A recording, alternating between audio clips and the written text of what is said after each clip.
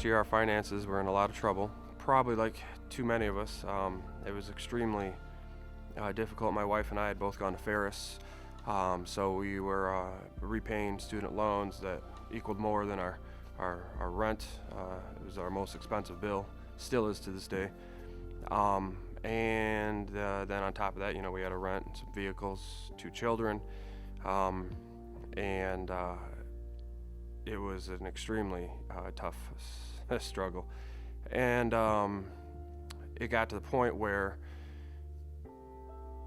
pretty much every single bill we had was at least 2 or 3 months behind. When I met my wife and we started attending church here, that was always something that kind of kept coming up in conversation. We should, tithe, and well, we can't afford it. We do our $20 a week or whatever we had at the time, and that was about all it came to. And so after finishing the entire Blessed Life sermon series, my wife and I had several serious conversations and several serious reservations and excuses as why we should not tithe the full 10%. And it basically came down to, well, he's going to give us our money back. So we're already behind on our bills. What's another 90 days? And then when that first bucket came by, it was extremely nerve-wracking.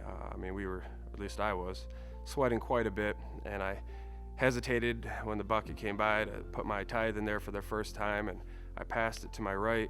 My wife almost took it back out of the bucket, and because she's like, there's just no way we can give that much, and we were already behind as it was.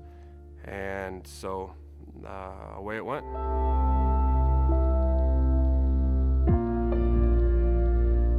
I guess the biggest event, we get this check in the mail and we're like, what is this? Is this real? Is this a scam? Because now we're coming up on Christmas time, so we were pretty hesitant, so we called and looked into it, and apparently my wife was part of a class action lawsuit for some overinflated interest rates on some student loans that she had, and it was a refund check for the difference in the amount that she should have been paying versus what she actually did pay.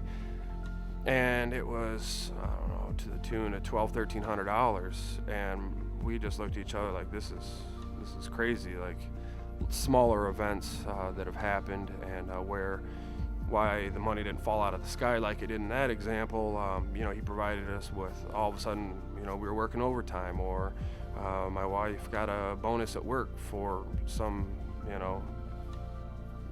various reason, or was offered a bonus hourly pay, and then that would disappear, and somehow everything just started working out, and we're looking at our bills at the end of every month. We still had to be good stewards and be responsible. We weren't just frivolously spending, but it was just crazy how these things worked out, and they continue to work out, and it's completely changed my faith in general and how I approach church entirely. It's made me eager to come to church every week. It's made me, we've talked about getting involved with several different groups.